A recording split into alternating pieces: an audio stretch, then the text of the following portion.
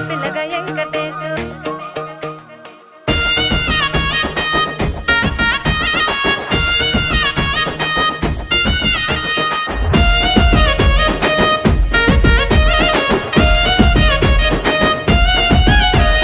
సితిరాల మనసు నాది చిన్నగా పోతుంటావో చూడక పోతుంటావో ఇంట్లో చిన్నదాన్ని నేను సితిరాల